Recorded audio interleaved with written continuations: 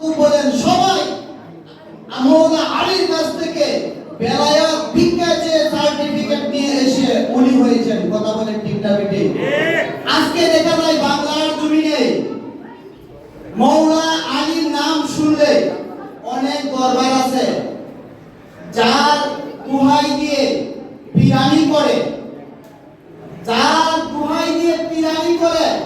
আজকে উনার শাহাদাত দিবস, উনার শহীদ দিবস, এইদিকে কোনো লক্ষ্য নাই।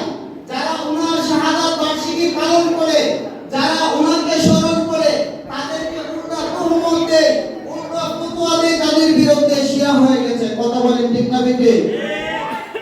এই রমজান মাসের 19 রমজান মসজিদ কুফার মসজিদে মওলা আলী আলাইহিস সালাম যখন নামাজ পড়তে সিজদার মধ্যে গিয়েছিলেন, কুখ্যাত কুলি আব্দুর রহমান ইবনে মুলজিম বিষাক্ত একটা তরবারি দিয়ে মওলা আলী আলাইহিস সালামের কল্লা মুবারকের মধ্যে এইরকম সজোরে একটা আঘাত করেছিলেন, যেই তরবারিটা অনেক দিন থেকে বিষ মাখা অবস্থায় ছিল। এই তরবারি দিয়ে সজোরে একটা আঘাত করেছে মওলা আলী আলাইহিস সালাম। 19 রমজান অসুস্থ হয়ে গেলেন। 21 রমজান উনি দুনিয়া থেকে শাহাদাত বরণ করলেন।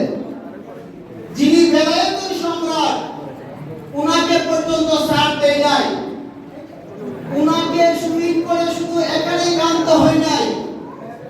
তিরমিজি শরীফের যিনি লেখক ইমাম নাসাই রাহমাতুল্লাহ আলাইহি, উনি একটি কিতাব লিখেছিলেন খাসাইসে আলী।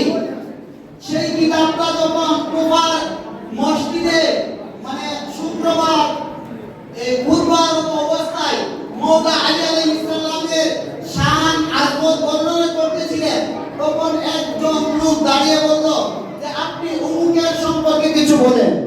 তখন ইমাম নাসাই রাহমাতুল্লাহ আলাইহি বললেন যে উনার সম্পর্কে আমার রাসূল থেকে এমন কোন হাদিস আমি পাই নাই। তখন উনাকে শিয়া শিয়া উপাধি দিয়ে এই কুফার মসজিদে উনাকে শহীদ করেছিল। তারাও ছিল মুসলমান। কথা বলেন ঠিক না বেঠিক? ইমাম শাফি রাহমাতুল্লাহ আলাইহিকে শিয়া উপাধি দিয়েছে। ইমাম শাফি ডাকতে বলেন, হে জগৎবাসী, তোমরা জেনে রেখো, শুধু এই শিয়া নয়, আহলে বায়াতকে ভালোবাসতে যায় যদি আমি পৃথিবীর শ্রেষ্ঠ রাফিদি হই, তাহলে তোমরা শান্তি থাকো। আহলে বায়াতকে ভালোবাসার জন্য যদি আমাকে কেউ পৃথিবীর শ্রেষ্ঠ রাফিদি উপাধি দেয়, তাহলে আমি হইলাম পৃথিবীর শ্রেষ্ঠ রাফিদি। বল সুবহানাল্লাহ। আর আপনি আমি কি? আপনি আমি তো সাধারণ মানুষ। আপনাকে আমাকে ফতোয়া দিতেই পারে, তাই বলে কি আহলে বায়াত থেকে আমরা দূরে চলে যাব? যারা হচ্ছে ঈমানের মানদণ্ড, যাদেরকে ভালো না বসলে ঈমান প্রবেশ করবে না। আমার রাসূল বলেন, আল্লাযী নাফসি বিয়াদিহি লা ইয়াদখিলু কলবা রাজুলিন ঈমান হাত্তা ইউহিব্বুকুম লি আহলি বাইতি। সুবহানাল্লাহ। আমার রাসূল বলেন যে তোমাদের হৃদয়ে, তোমাদের দেহে, তোমাদের কলবে ঈমান প্রবেশ করবে না যতক্ষণ পর্যন্ত তোমরা আমার আহলে বাইতকে ভালোবাসবে। সুবহানাল্লাহ। এখন বলেন, ঈমান যদি না থাকে, নামাজ রোজা হজ যাকাত এইগুলো দিয়ে কোনো কাজ হবে?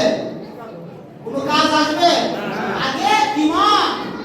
এখন আহলে বাইতের দুশমনি করে আবার নামাজ রোজা করে কারবালার ময়দানে ইয়াজিদ বাহিনী এইরকম ভাবে বড় ফাঁকি কইরা কি কর ইমাম হুসাইনকে শহীদ করেও তারা কি করেছিল?